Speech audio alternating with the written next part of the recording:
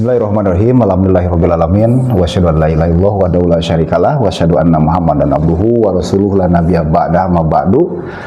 Ikhwatul iman rahimakumullah yang dimuliakan Allah Subhanahu wa taala. Alhamdulillah pada kesempatan ini seperti biasa telah hadir di tengah-tengah kita Kiai Haji Dr. Andes Hamid Siddiq MPDI. Beliau adalah sebagai Ketua STI Al-Hidayah Tasikmalaya dan juga sebagai salah seorang anggota Dewan Hizbah Persatuan Islam.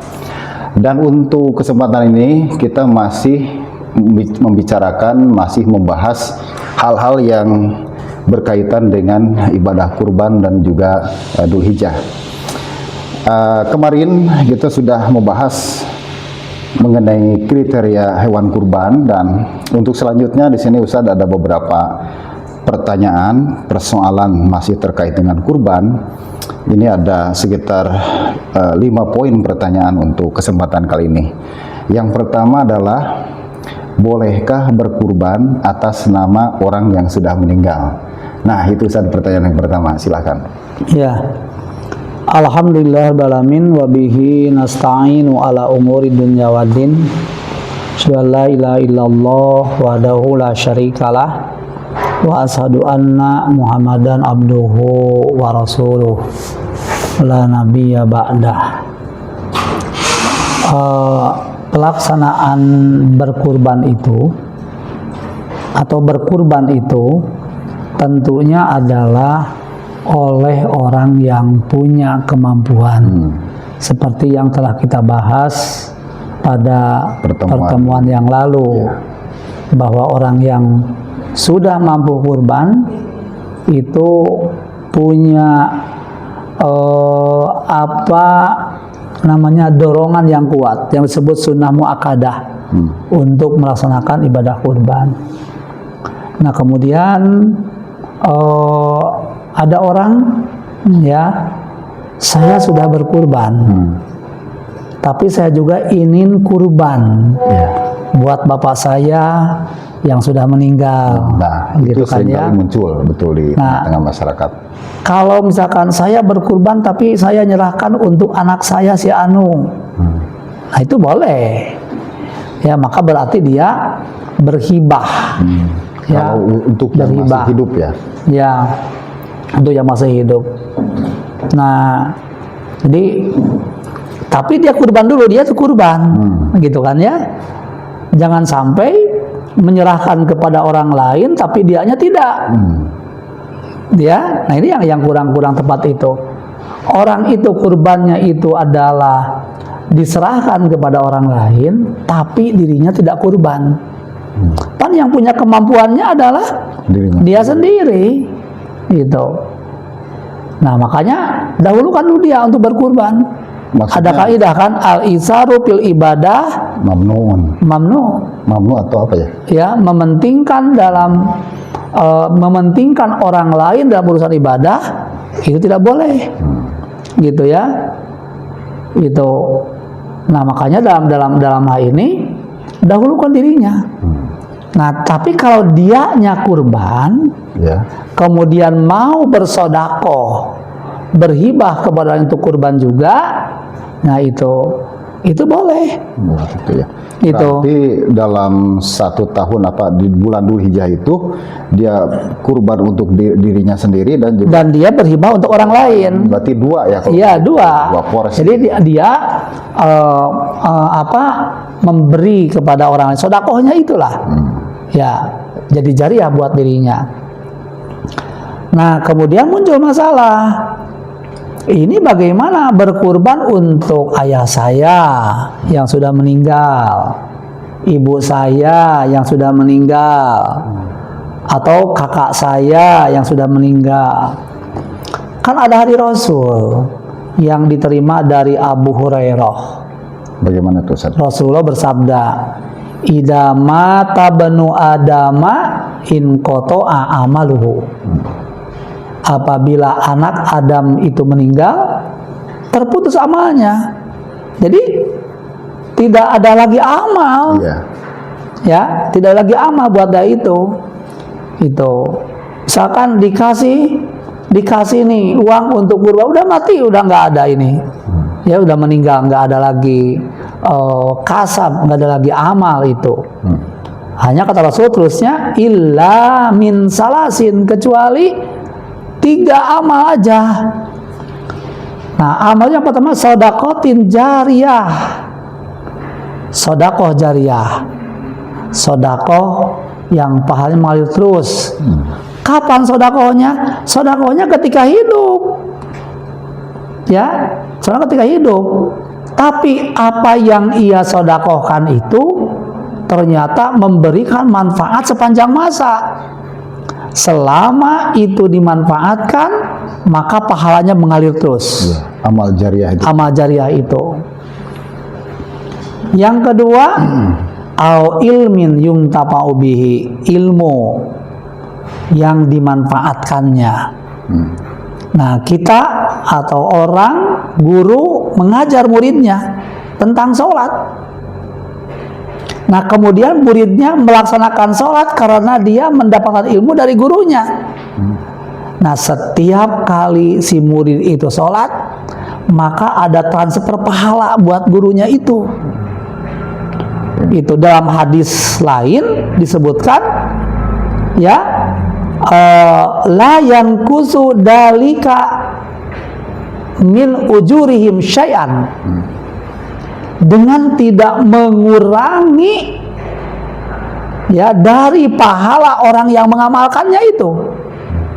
Orang yang sholat tetap mendapatkan pahala, ya, sebagaimana kadar yang diberikan oleh Allah, dan orang yang mengajarkan pun mendapatkan pahala sebagaimana kadar yang ia dapat, gitu. Nah, yang ketiga, au waladin solihin yad'ulah, punya anak soleh yang senantiasa berdoa kepada Allah. Nah, tapi kesolehannya itu adalah atas usaha orang tuanya. Jadi kalau orang tuanya tidak pernah mendidik, bahkan mungkin mengacukan, contohnya lah begini, Ikrimah itu anaknya Abu Jahal. Ikrimah masuk Islam, tentunya banyak amal Ikrimah itu. Ya, tidak transfer pahala kepada Ikrimah. Kenapa? Karena Ikrimah tidak punya prestasi yang menjadikan anaknya itu soleh, gitu. Atau Ibrahim kepada Hajar, gitu kan, ya. Nah, ini, jadi dalam hal ini semua, ya, orang yang sudah mati tetap akan memperoleh tambahan pahala. Karena apa? Karena amal yang telah diperbuat itu terus bermanfaat sepanjang masa. Nah, makanya dalam ini orang yang mengajar itu niatkanlah sebagai ibadah, supaya orang-orang yang mengamalkan ilmu yang dia terima dari kita, ya, akan dijariah kepada kita. Gitu. Nah, maka dengan demikian orang yang sudah meninggal tidak punya amal, ya. Tetapi apakah kalau orang tua, ya, orang tua dapat pahala dari anaknya? Nah, anaknya itu adalah memiliki pribadi yang soleh, itu hasil didikan orang tua. Setiap kali perbuatan yang dilaksanakan oleh anaknya itu nyampe kepada orang tua pahalanya itu. Tidak usah diikrarkan bahwa ini kurban untuk orang tua saya. Iya, betul. Gitu, ya. Tapi orang tua sudah punya jasa kepada kita. Menjadikan kita, ya, selalu ingin beramal soleh. Maka pahala terus ngalir. Sebenarnya kan waladun solihun yad'ulah. Yang kata Rasul yang lain itu la yankusu dalika min ujurihim syai'an, dengan tidak mengurangi pahala orang yang beramal sedikit pun. Nilainya sama. Ya, nilainya sama. Itu. Makanya tidak perlu, ya, kita berkurban untuk orang tua saya yang sudah meninggal. Dengan perbuatan kita otomatis jariah, ya, jariah sampai kepada orang tua. Nah, baik, itu untuk pertanyaan pertama. Kemudian pertanyaan yang keduanya, apakah boleh menjual bagian dari hewan kurban? Misalkan yang paling umum di masyarakat itu adalah kulitnya, Ustaz, ya. Nah, itu gimana hukumnya? Ya, seperti yang telah kita bahas sebelumnya, bahwa daging kurban termasuk semua yang ada di hewan kurban itu yang bisa dimanfaatkan itu semuanya harus punya nilai sodako bagi orang yang berhaknya. Ya, harus punya nilai sodako buat orang yang berhaknya itu. Itu gimana ini kasusnya kulit misalnya? Ya, itu yang paling umum. Nah, kulit itu kan kalau direncah, dipotong-potong, Itu berabe. itu di samping berabe juga mungkin kurang begitu bermanfaat. Iya, iya. Itu ya kadang-kadang ya orang membuang itu kulit itu. Apalagi kulit domba, nggak bisa dipotong-potong kulit domba itu. Nah, gimana Solusinya kata panitia? Kata panitia misalkan Ya. jual aja, dibagikan uangnya, gitu kan ya? Nah, itu nggak boleh, nggak boleh. Atau gimana diberikan kepada orang yang ngurus hewan kurban itu? Nggak boleh. Sudah kita bahas kan? Ya, yang kemarin Bahwa tidak boleh. orang yang ditugasi untuk ngurus hewan kurban itu dikasih upah nggak boleh kan? Sudah harus kita bahas. di luar dari hewan kurbannya ya. Nah, terkecuali gitu kan ya. Caranya ini daging domba, apa kulit domba Ya, nih, ya, ya. kulit domba. Berikanlah kepada seorang dan dua orang. Ya, kepada mustahik. Ya. Mustahik. Kalau sudah menjadi haknya, itu miliknya. Iya, iya, iya. Dijual pun Nggak masalah. nggak masalah. Ini kan seperti halnya berkaitan masalah zakat itu, ada orang kaya menerima zakat, ya boleh orang kaya menerima zakat. Di antaranya orang kaya membeli harta, membeli beras, membeli barang itu yang ia peroleh dari penerimaan zakat. Seorang itu misalkan begini, ada si A menerima zakat berupa beras sakarung. Karena kebanyakan dijual kepada orang kaya. Itu boleh. Ya? Orang kaya menggunakannya itu boleh. Iya. Nah, ini kan karena apa statusnya? Sudah menjadi haknya. Jadi sudah diberikan pada mustahiknya. Ya, bahkan itu ada hadis dari Nabi, riwayat Ahmad diterima dari Abu Sa'id, gitu ya, dari Abu Sa'id. Kata Abu Sa'id bahwasanya Qatadah bin Nu'man telah menceritakan, anna Nabi SAW qoma, Nabi SAW itu berdiri. Faqala inni kuntu amartukum alla ta'kulu luhumal adahi fawqa salasati ayyamin.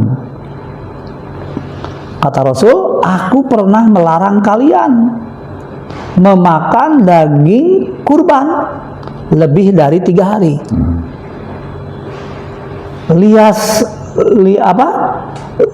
Lias akum, ya, untuk pemertaan buat kamu.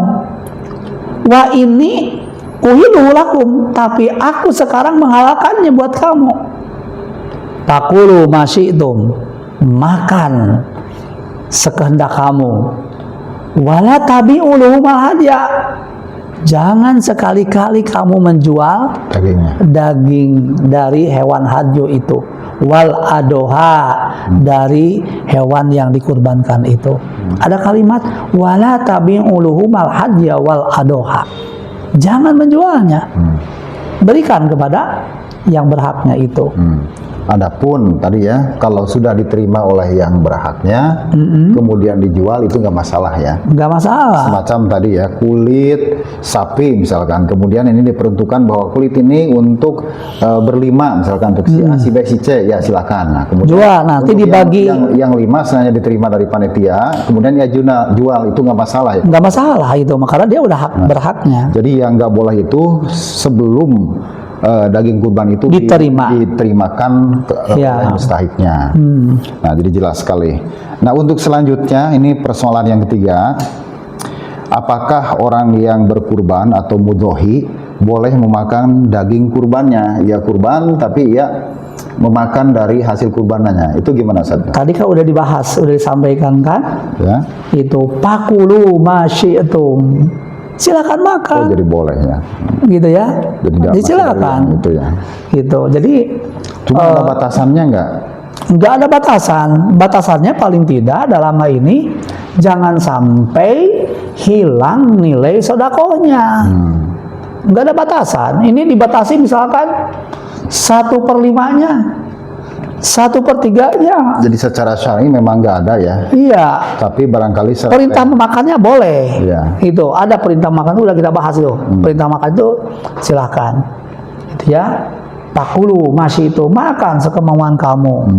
Gitu ya, perintah makannya silahkan. Iya. Tapi mengenai kadar berapa banyak yang boleh diambil, intinya jangan sampai menghilangkan nilai sodako. Iya. Misalnya udah saya mah 50%-nya bukan juga sodako, bukan juga kurban itu.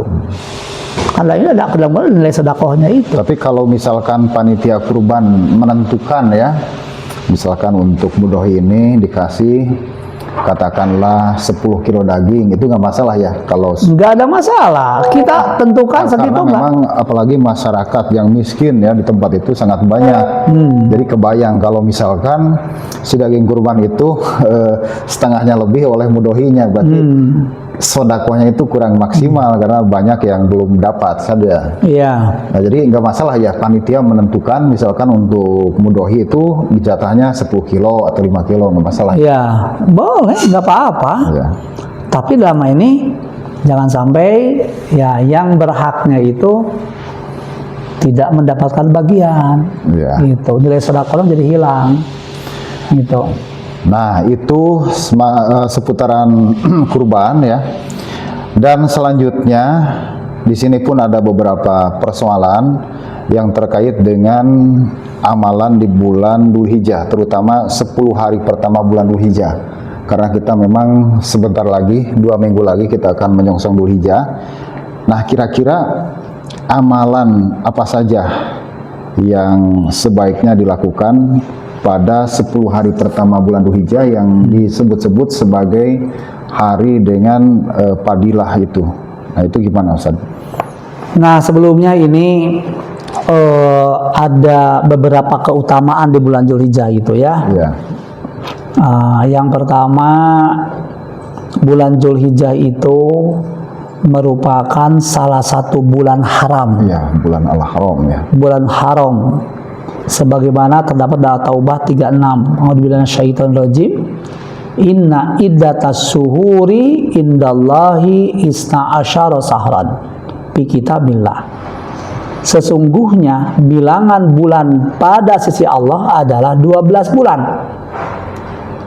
dalam ketetapan Allah. Yauma khalaqas samawati wal ardo. Ya, dia di waktu itu dia menciptakan langit dan bumi. Minha arba'atun hurumun. Di antaranya ada 4 bulan yang diharamkan. 4 bulan haram, ya. Al-Mu'addamu. Nah, biasanya diharamkan sangat itu adalah ya haram untuk berperang di bulan itu. Melakukan kedoliman. Ya, itu kan itu berlaku sejak dulu. Ya. Sejak zaman sebelum masa jahiliyah itu sudah berlaku itu. Ya. Ya, bulan-bulan yang diharamkan itu. Kenapa? Karena orang-orang Arab itu merupakan beberapa suku yang suka berperang. Makanya kalau datang bulan itu mah berhenti, ya. Ada gencatan senjata. Ya. Nah, bulan apa itu? Nah, Dzulqa'dah, Dzulhijjah, Muharram dan Rajab. Nah, diantaranya itu Dzulhijjah, bulan haram sekarang itu. bicara Dzulhijjah ya, sebagai salah satu bulan Al-Haram. Ya, yang kedua, di bulan Dzulhijjah itu ada kewajiban ibadah haji. Al-Hajju ashurun ma'lumat. Haji itu punya bulan-bulan yang ditentukan. Bulan apa? Syawal, Dzulqa'dah, dan Dzulhijjah. Sampai tanggal 13 Ya, itu. musim haji ya itu Iya, dikatakan. gitu. Nah, kemudian di bulan Dzulhijjah 10 hari pertama merupakan hari terbaik untuk beramal soleh. Itu hadis Rasulullah itu. Hadisnya Bukhari. Sahih. Nah, sahih. Diterima Ibnu Abbas. Kata Rasul, "Ma min ayyamin ya al-amalu sholih fiha ahabbu ilallah min hadhil ayyam." Tidak ada hari-hari di mana amal soleh lebih dicintai oleh Allah daripada hari-hari ini. 10 hari pertama Zulhijjah. Itu yakni ayyamal asyar, yakni 10 hari di bulan Zulhijjah. Qalu, sahabat nanya, "Ya Rasulullah, wahai Rasulullah, walal jihadu fisabilillah?" Ya, dan juga tidak juga jihad di jalan Allah. Maksudnya dengan jihad di jalan Allah gimana? Kata Rasulullah, qala wala jihadu fisabilillah. Ya, tidak juga jihad di jalan Allah. Maksudnya sekalipun dibanding. Ya, itu. Nah, gimana? Illa rajulun kharaja binafsihi wa malihi. Kecuali orang yang keluar dengan jiwa dan hartanya, falam yarji min dalika bisyai'in, kemudian dia tidak kembali dengan apapun dari itu, mati syahid. Ya. Nah, lain lagi. Kalau mati syahid udah. Mati syahidnya tuh nggak ada yang terkalahkan. Ya, amalnya nggak terkalahkan itu. Jihadnya itu ini beramal soleh di 10 hari di bulan Zulhijjah itu. Nah, itu lebih baik daripada gitu perang, ya. Itu lebih baik gitu ya. Amal yang paling baik, paling dicintai oleh Allah, termasuk dibandingkan juga dengan jihad. Ya. Hadisnya sahih nih Bukhari. Ya. Jihad tapi kembali lagi gitu kan dengan. Ya. Nah, lalu muncul masalah, amalan apa nah itu di hari ke-10 itu? Nah, enggak dijelaskan. Yang jelas disebutkannya itu adalah ya amal soleh. soleh ya. Amal soleh ruang lingkupnya banyak, Tak terbatas ya. tak terbatas. Itu ruang lingkupnya itu. Nah, cuma ada hadis itu kan ya yang menerangkan bahwa amal soleh itu saum, puasa. Di antaranya hadisnya gini, fi awwali lailatin min Dzulhijjah wulida Ibrahim. Di malam hari Zulhijjah itu dilahirkan Ibrahim. Paman somadalika yaum, barang siapa yang saum di hari itu, kana kafaratu sittina sanatan, sama dengan menghapus dosa 60 tahun. Nah, itu hadisnya itu dari diriwayatkan oleh Ad-Dailami ya, Al-Firdaus bil Ma'sur, Al-Kitab di dalam kitab itu hadis nomor 4381. Ya, kemudian terdapat juga dalam hadis yang lain. Cuma sayang hadisnya itu adalah do'if ya. Hadis itu do'if ya. Jadi tidak ada. Semua redaksi yang berkaitan dengan ini adalah hadis do'if, bahkan palsu, maudhu. Nah, kenapa maudhu? Di dalamnya ada rawi yang bernama Muhammad bin Sahal. Ya, ada Muhammad bin Sahal. Dia seorang pendusta. Gitu. Jadi, ya. Berarti hadisnya itu statusnya itu maudhu ya. Maudhu. Kalau itu Nah, yang kedua yang lebih terang ini penjelasannya itu. Ma min ayyamin ahabbu ilallah.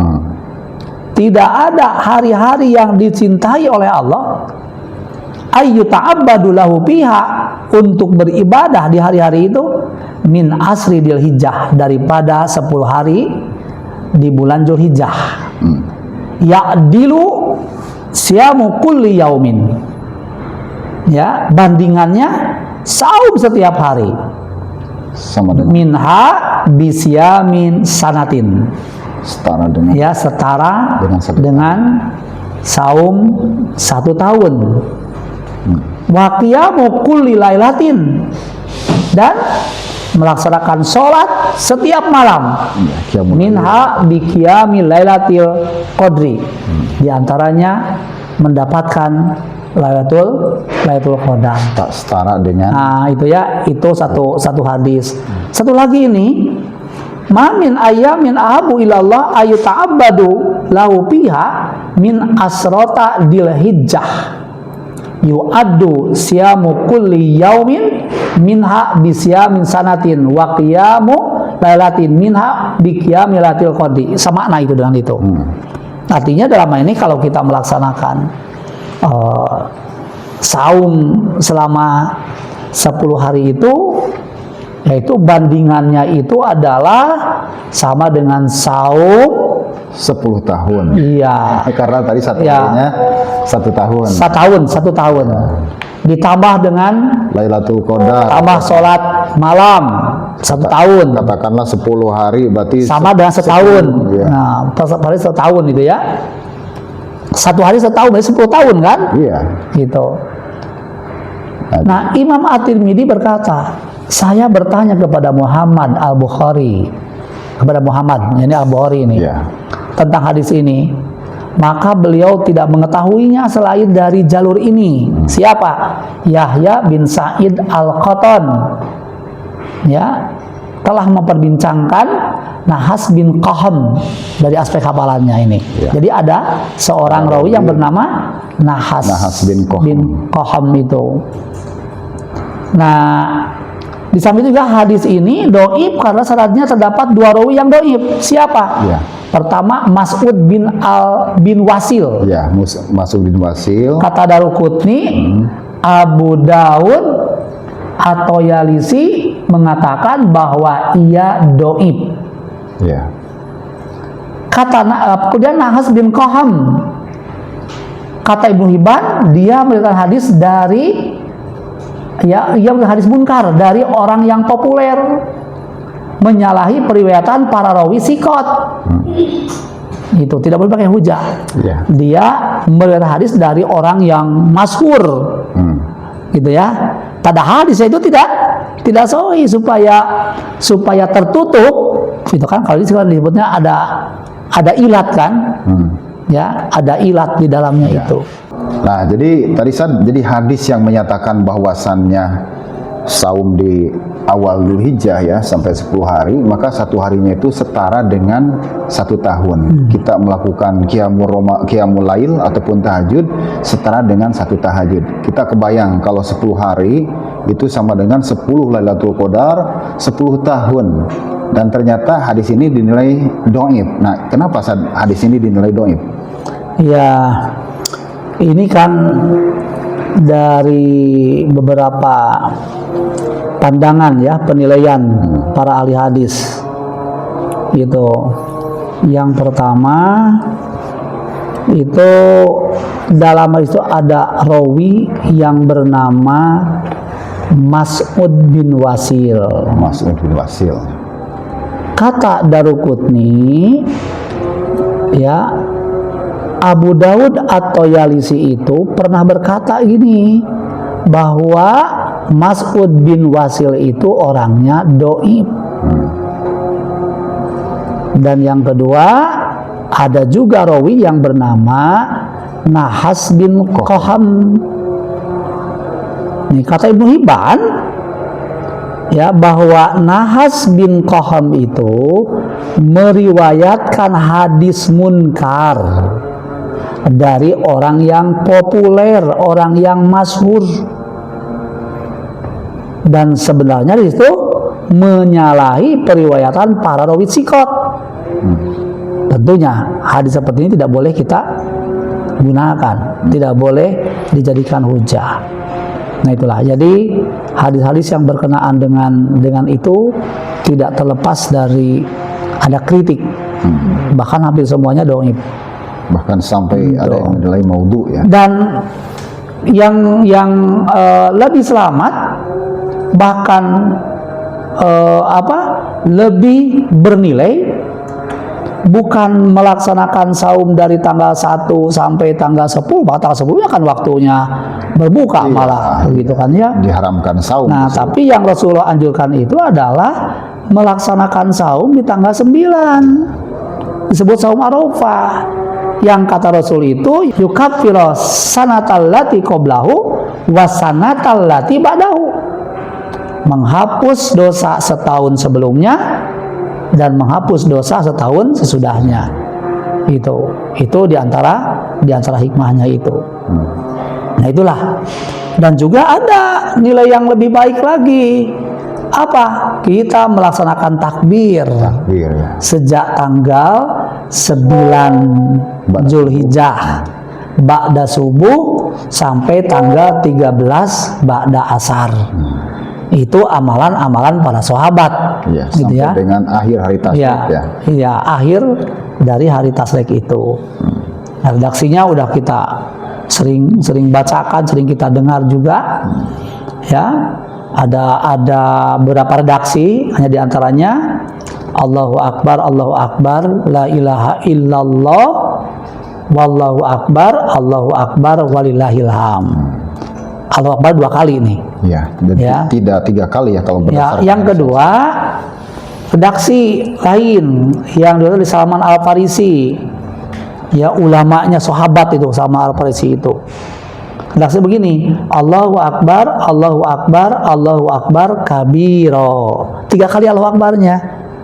Coba di ujungnya ada kalimat kabiro itu. Nah, itulah ya, itu yang takbir ya. diterima dari Ibnu Mas'ud, dan yang kedua terima dari Salman Al-Farisi. Ibnu Mas'ud adalah ulamanya sahabat. Ya. Dan Salman Al-Farisi juga sama ulamanya sahabat.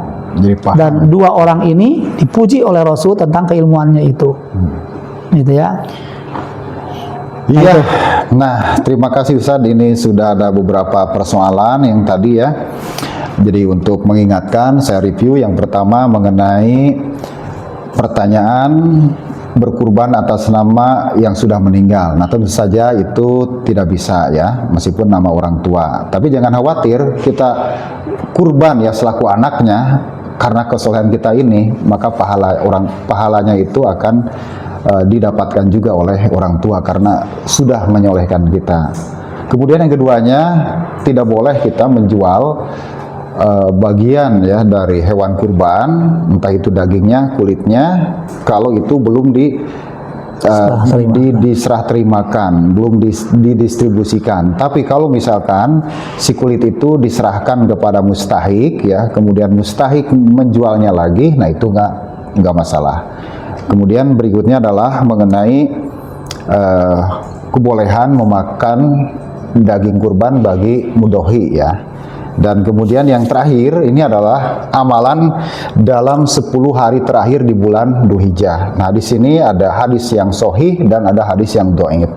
Hadis yang sahihnya itu adalah melakukan amal-amal soleh yang masyru, yang disyariatkan. Di antaranya adalah saum 9 Dzulhijjah yang disebut dengan saum Arafah. Yang lainnya amal-amal soleh tentu saja tidak terbatas, bisa itu baca Quran, bisa kita memperbanyak dzikir, sedekah. Yang pasti setiap amal soleh yang kita lakukan pada 10 hari di awal atau 10 hari pertama bulan Dzulhijjah, itu nilai kebaikannya lebih baik daripada jihad di jalan Allah. Tapi tadi hadis yang menyatakan bahwa saum dari tanggal 1 bahkan sampai 10 hari, nah itu tidak ada satupun hadis yang sahih. Apalagi dengan keutamaan-keutamaannya yang tadi, yang ini jelas-jelas nampak sangat janggal karena ini mengalahkan dari saum Ramadan itu sendiri. Kita saum Ramadan plus 6 Syawal itu setara 1 tahun. Ini saum 1 hari setara 1 tahun. Nah, ini jelas sesuatu yang sangat janggal. Dan tadi juga sudah kita ketahui, sudah simak dari penjelasan Al-Ustadz bahwasannya hadis tersebut mengenai keutamaan saum 1 hari setara dengan 1 tahun. Di dalam hadis tersebut, ya di dalam sanad hadis tersebut ada 2 orang rawi yang bernama Mas'ud bin Wasil dan Qoham. Nahas bin Qoham. Nah, itu rupanya untuk kajian kita pada kesempatan kali ini, edisi kali ini.